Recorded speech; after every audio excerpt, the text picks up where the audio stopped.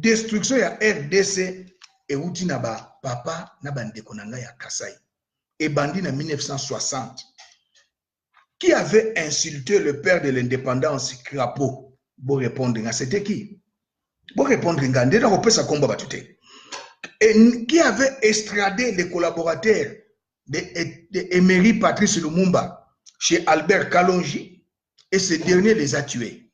Parmi les morts, le père de l'artiste musicienne Abeti Masikini, Albert Kalonji Abomaye, na Kinshasa, le père de Christophe Muzungu, Azana Boyebie, Albert Kalonji Abomaye, grand frère, il y a Nzuzu Ambombo, elle est vivante, Albert Kalonji Abomaye.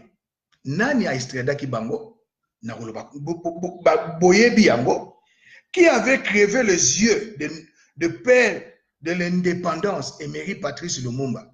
Alobina yope, ndeko nangai,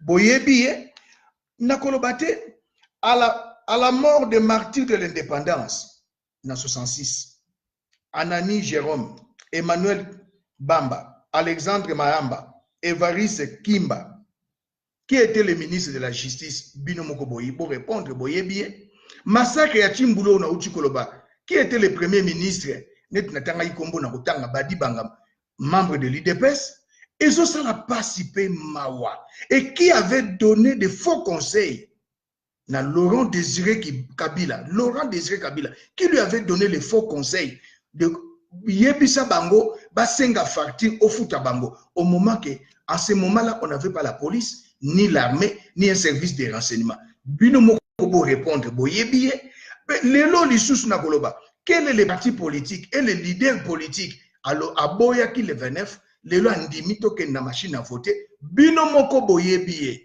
Raison pour laquelle na Koloba Yango na Longwe Muluba.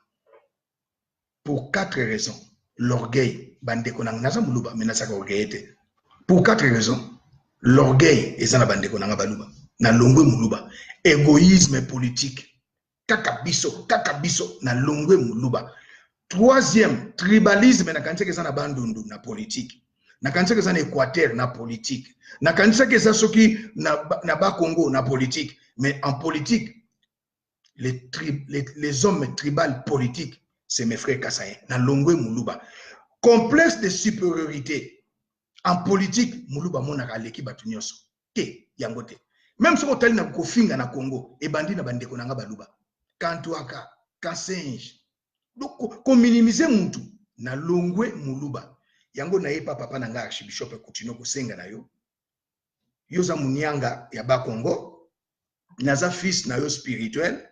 Soko koko yosa ba chef Coutinho bo adopter ngana koma nanga Munianga papa archi. Je suis sérieux. Na Longwe Muluba. Pour makambo leki na Congo eza yangote. Yoza papa nanga spirituel archibishop Coutinho na Longwe Muluba. Soko koko adopter nga. Poto mona mtusu Muluba koma Canadien.